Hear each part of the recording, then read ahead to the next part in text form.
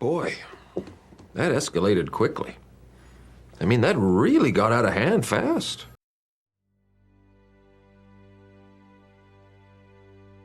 Hello everyone, it's Infinity Gamer, and all joking aside, there's obviously quite a lot to talk about around these new plastic models that Corvus Belli are releasing. When Carlos first messaged and explained the whole situation, there was a lot of information to take in, so I've had a couple of days to digest, do some research elsewhere, and kind of see what the theory is behind these thermoplastic resins, the process that Corvus Belli are using, and the machinery that they are going to use to see if this is going to be as bad as the fine cast resin that Games Workshop famously released that was atrocious and horrible. This does not look like it's going to be the case. And one of the places I went for research was actually the forums, because in a rare glimpse of awesomeness, one of the members on the forum actually has a PhD in materials engineering and actually explains the actual plastics that are being used by Corvus Belli and the process that they're using.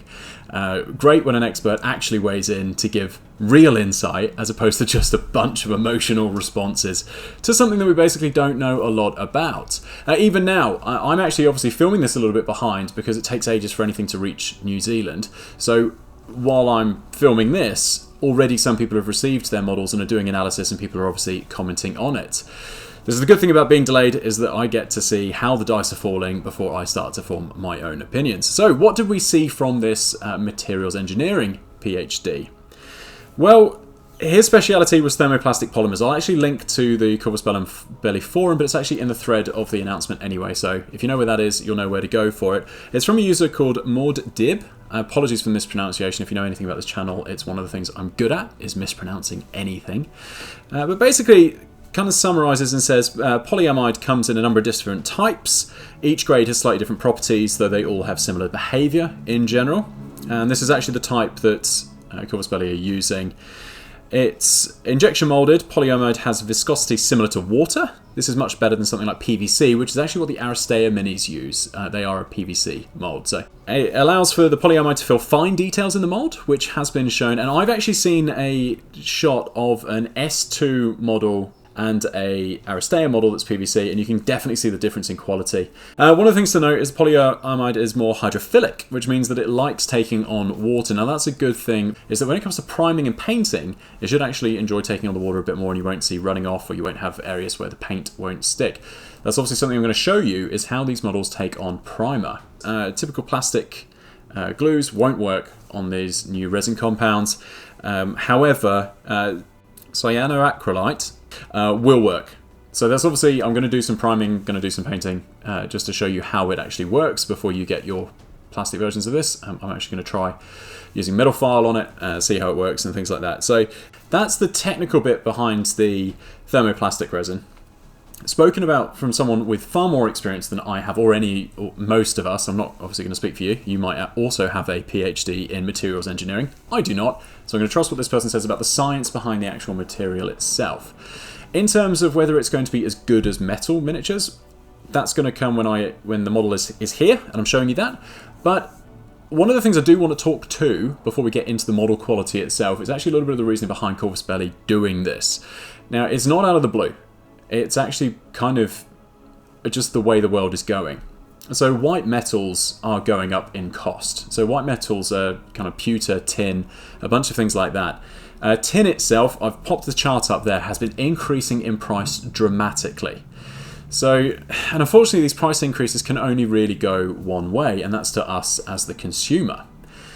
Do you want to be paying 50% more for your supposedly perfect white metal miniatures?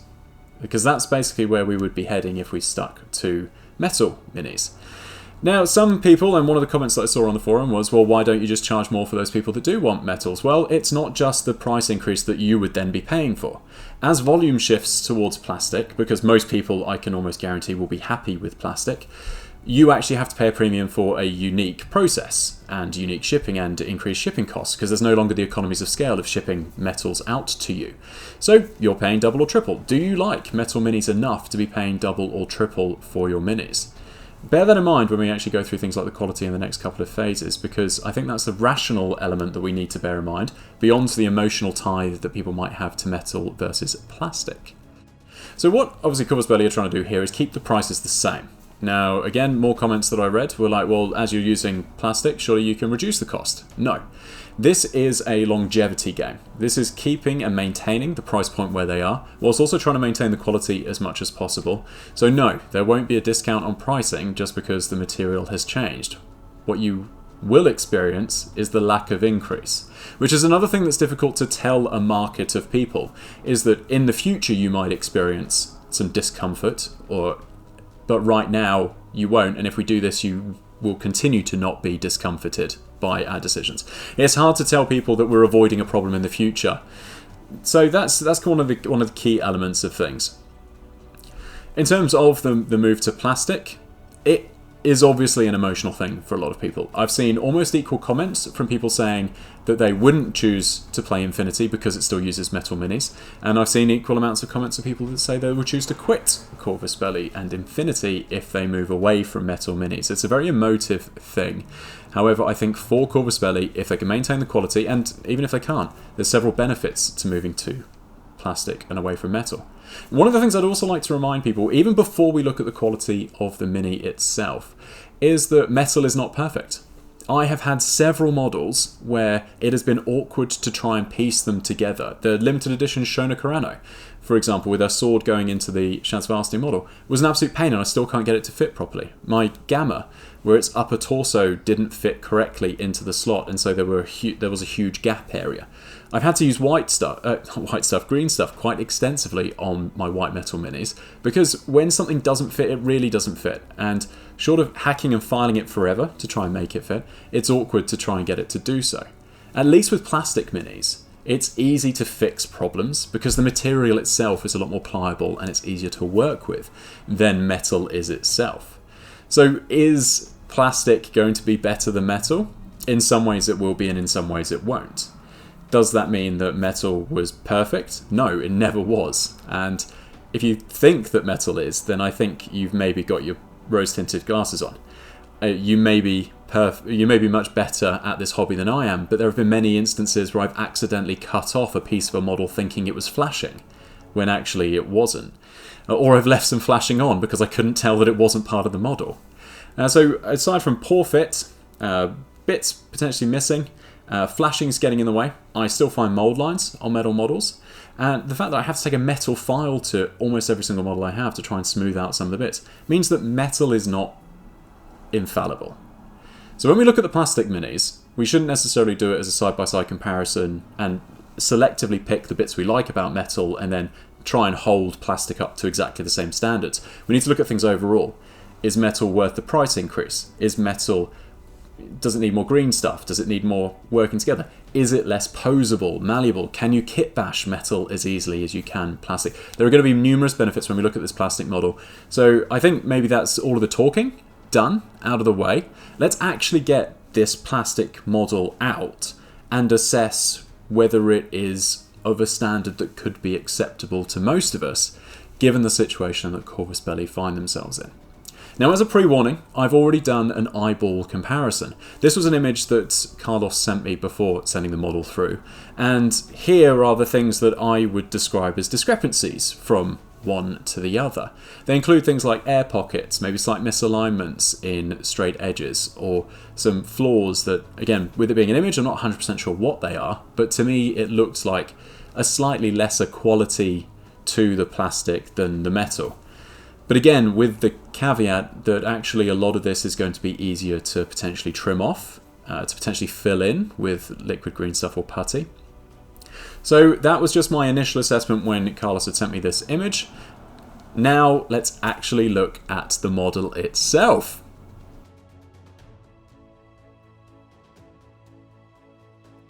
So we finally have our hands on the miniature itself.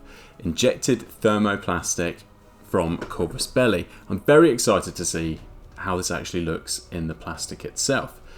First up, nothing really out of the ordinary here. Comes in the standard bag. No, you wouldn't even be able to tell really that this was different until you pick it up. Definitely lighter. And that's a bit of a surprise coming from Corvus Belli. Everything usually has a bit of weight to it. As I kind of think about how I might compare these two, I actually realised that I've just been sent Dragon Lady from Corvus Belli. So at the same time as looking at this model, I actually pick out the white metal Dragon Lady and have a look at some of the details there just to compare apples for apples a little bit. Obviously different size and different scale. In terms of the components themselves, so this model comes in 5 parts. The main body, then there are 2 sets of legs, and there's kind of like a arm with a gun and then an arm with a shield radar thingy. Looks pretty cool either way, regardless what it is. I'll actually be not putting this Mini on its standard Corvus Belli base, because I actually have a custom base from a guy called Chris Ford in New Zealand. He actually does resin cast bases, and I want to use that for this, just to make it look a little bit cooler. The first things that I kind of notice is that the details are incredibly sharp on the edges. Like there's if anything, there's too much. If you're kind of analysing the casting itself, or the moulding itself, in more places than not, there's a little bit more plastic than there is less plastic. In terms of loss of detail or fidelity, very minimal, if I'm completely honest. At places like joins or areas where it really doesn't matter, at least on this model, that's where the quality diminishes a little bit. But actually, as I kind of said, I find that on the metal minis too. It's in the joins where 2 little bits have to intersect together that's where the fits are kind of the worst. So this is no different really, but I find that there's maybe too much plastic in some of the really tinier details, like the gaps between places. That's my observation. Nothing looks bent, nothing looks warped. It's weirdly pliable, so you kind of press down on it and it does bend. And I didn't press hard enough for it to snap because I don't want to break it. It's still a mini, and I don't think you would be like all of a sudden just like throwing stuff. I mean, maybe you do with your metal minis, but I don't for that. So that is my initial impressions of the plastic. Then in terms of assembly or preparation, as I promised you, I've used a multitude of methods here. So first off, I use my metal file, and I do that on the really flat surfaces, like these front areas here, where there are small mould lines. And I'm not saying that this is a completely flawless model. There are extra little bits of plastic, there are mould lines, but they're really easy to remove because it is plastic. So I use my metal file despite all of the advice telling you to basically use the really fine sanding ones. And the metal file is fine. Like, it doesn't take off more than it should, as long as you're careful. Obviously, if you're a bit ham-fisted, maybe you would do some damage, and maybe metal is a bit more forgiving of that, but just be a little bit more careful. Like, this is a new material, so like just treat it differently, don't treat it the same. And I actually also started to use an X-Acto knife. Initially I did it on the really tough bits. I never needed to use my pliers, even though I brought them because that's what I'm used to having to do with my cutting tools. But I actually ended up just using the X-Acto knife, and it is like a hot knife through butter with this plastic.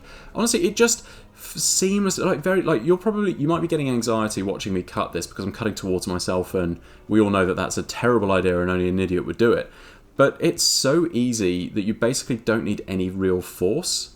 So I never felt like I was being incredibly dangerous, but maybe don't let your kids watch it, especially if you're trying to teach them how to be sensible with sharp objects. But honestly, it is like a hot knife through butter. It is so smooth to cut through that I ended up just using the X-Acto knife for everything. So even with the mold lines, I found that I could obviously lie the X-Acto knife fairly flat, just apply minimal pressure and trim off the extra. And I think it looks fantastic as a result. I mean, a lot of these surfaces are amazingly smooth. You would never have been able to tell that there were mold lines on them beforehand. And anywhere where you can see the mold lines is because I got lazy, because I basically wanted to prime this and do this video as quickly as possible. With a bit more time and attention, I could have made this flawless a lot easier than I think I could have done with metal. The other thing I struggle with the white metal minis is I can't get a sense of depth very easily, because everything is just shiny and it all is the same, and it doesn't actually hold shadows very easily. I hope I'm making sense to one or two people, but the contrast between really light and really dark is hard for me to perceive on metal, whereas on this plastic, because it's a dark grey, it was very easy for me to see the high areas and the low areas, which made it easy for me to determine what was part of the model and what wasn't, and what needed trimming, what didn't, and to get the right things off. As I said before, I've left flashings on models before because I didn't see them until it was primed, and then when it is primed, I get that extra depth perception. That was the preparation work. Now, gluing it together was a new thing for me too. As I'd said beforehand, and everyone has been warned, normal plastic glues do not work on these plastic minis. If you are playing other games, you might use plastic glue, but I've been playing Infinity now for over a year, so I basically only have super glue in my collection. I managed to find an old plastic glue there just for a demo, and I was very lucky that I did. But I'm used to using super glue anyway, and that is the type of glue that you need to use. Pretty much, if you look on the ingredients of your glue, if it has cyanoacrylate, you're going to be fine. That is perfect for these models. Your bog standard super glues have cyanoacrylate as one of the key ingredients. So a standard super glue that you just get from the hardware store or just from your local store is going to be perfect for these. If you're using plastic glues, if you're using plastic cement, you're going to have a bad time because it does not work, as I is showing you here. I waited a couple of minutes. The super glue bound to it pretty much straight away. The plastic, I kind of left it because it was still a bit mobile. I went onto the legs, glued those with the super glue because I knew that's the material I needed to use, the glue I needed to use, and still came back to it, and still the gun wasn't glued on. I could have then glued the body. I could have waited a day and it wouldn't have worked. It's just chemically not able to do the job. So don't use plastic glues. That's down to you if you try and use them and it doesn't work. It's not the plastic. It's science. There's only cyanoacrylate is the glue to use. So use it. Super glue, standard super glue. You will be fine, and it bonds really easily. And again, any areas where the joins were maybe slightly off, two things fixed it nicely. X-Acto knife meant that I could really easily cut off the extra bits that were stopping a join from happening perfectly, which I have struggled with so many times with metal minis. Sanding it down, trying to trim it down so that it actually fits properly. I still have models that don't fit properly, but I just got so frustrated that I just left it. This, not a problem. You can cut it down to next to nothing and you can get it to fit. The next thing that actually works quite nicely is because the plastic is ever so slightly more pliable than metal, you can squeeze, pinch, hold so that it fits more tightly together, which again you can't do with metal. So 2 ticks in the plastic box that you cannot get with metal no matter how hard you try. The next step, so now that I've glued it and assembled it, and thank you Corvus Belli for never giving instructions. I know you think that a lot of these go together easily because there's only 5 parts to them. I got the legs round the wrong way the first time I did this, and then was like, oh, that's weird that little joiny bit where the body goes onto the legs is a little bit off to the side. It's just because you assume people know how to put these things together, but some of us might appreciate the occasional instruction to stop us from having to go back and undo our idioticness. I mean, you could include instructions and I still wouldn't read them, that's a well-known fact, but it might be helpful for some people who are assembling a model they've never seen before. Anywho, the next stage of this was priming. So I was very happy with how easy it was to prep in terms of sanding, cutting, gluing. Now it's time for priming. I always use an airbrush to prime my models, especially for Corvus Belli's miniatures, because there is so much detail to them that you need to be able to get into all the nooks and crannies. And the only way I found I can do that properly is by using my airbrush. So I'm using exactly the same technique that I use for the metal minis. And boy, was this a joy to prime. The hydrophilic nature of the plastic itself is noticeable immediately. It is like drinking up the paint, but like not in the sense that it like soaks it in and there's never a layer to accumulate. It just it goes on and it almost dries straight away. It's such an odd thing. Like, there were no damp patches. Like, I was doing one pass and I'd barely finished the pass and the paint had dried pretty much. It was phenomenal. You've got to experience it just to kind of see what priming could look like if it only took like a couple of seconds to prime a model, which was amazing, because then once the paint had settled quite quickly, it was incredibly easy to see the bits that I had missed and then just do another pass. I think it took me roughly half the time to prime this model than it would have done a comparative white metal miniature, because I'd have to do a couple of passes, not too many, then let that dry, then come back, maybe half an hour later to then do the bits that I'd missed. I did all of this within the space of maybe 5, 10, at most 15 minutes, and that was then just me getting fussy. So the priming was excellent. So the phases of getting the model to a point where, to be fair, you won't be able to tell until you pick it up that this is plastic, because once it's painted, primed, it's going to look like a metal mini.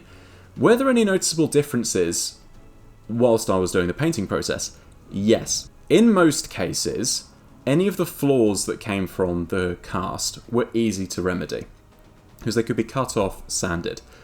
Obviously you can use green stuff, which I've done many times with my metal minis, so I don't see that as a flaw if I need to use green stuff in a mini, because that is the same as I do with metal. But there were one or two places where I would not be able to make the model better, and it's purely down to the cast. Is at the back of this Sputnik, where there are vents. Now on the right hand side, the vent is absolutely perfect, exactly the same as you would see on a metal mini. On the left hand side, there's detail that's been lost in the lower half of that vent, and I will not be able to bring that back up to the same level of standard because it's just too fine and too detailed. Now annoyingly, it's also in a relatively prominent-ish place at the rear. Now that is a little bit of a frustration for me.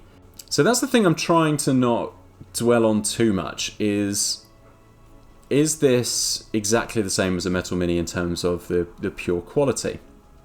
I think it's, if I was to give it a rating, I would say it's 98.5% the same level of quality as a comparative metal mini. The rest, most of it is acceptable for me, the bits that are not, and they're easy to fix, and it might just take a little bit longer. That is maybe the one thing I will say, is the time I saved in priming, I think I probably lost in sanding, cutting, and just getting rid of the extra bits to try and get it as perfect as possible. So I would not say that this is quicker to get to a paint-ready stage, but the bits that you will be focusing your time and attention on are going to be different with these.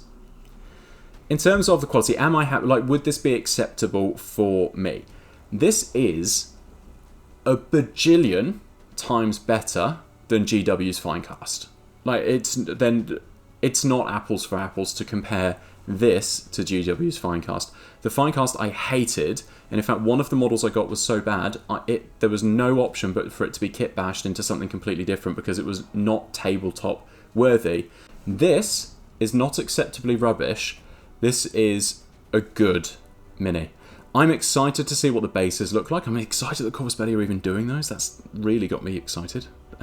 But these, good on the big minis. So I'm glad they're starting this whole process out with the Tag Raid models, the Sputnik, and the bases, because it's going to be easy for people to get used to the process of cleaning, tidying, prepping. When it gets to the S2s, that's where it's going to be really interesting to see if they can improve on the small flaws that I've noticed here and perfect the process enough so that there's absolutely no loss in flaws, because Corvus Belli have actually painted themselves into a corner in that the detail on their minis is significantly higher than I think a lot of their competitors ever managed to come close to. I'm very happy with this. For what it's worth, if it's worth anything at all, this gets the Infinity Gamer seal of approval, the tick, the stamp, if this is what we are moving to, if this is the future, then I'm not mad at it at all, and it has my full support. I do not care enough about metal minis to want to be paying a premium for them, and this is definitely worth the price that we currently pay for Infinity Minis. Remembering as well, we're in a very lucky situation that we are not charged a premium for our hobby at the same rate that other manufacturers do. I love these things. I'm really happy with the quality of it. I enjoyed cutting it and sanding it down. And I'm really excited to hear what you all think. What was your initial gut reaction to the news when Corvus Belli announced that they were going to be trialling, launching, dabbling in plastic miniatures? Do you really strongly feel either way? And I don't mind if you are on the side of the metal minis, like that is your preference. That was me with GW for many, many years before they moved to plastic as well. Will you find it odd going to plastic for Infinity? Are you concerned at the quality? Are you excited to see what they actually look like? Let me know in the comments below, and I will be back soon.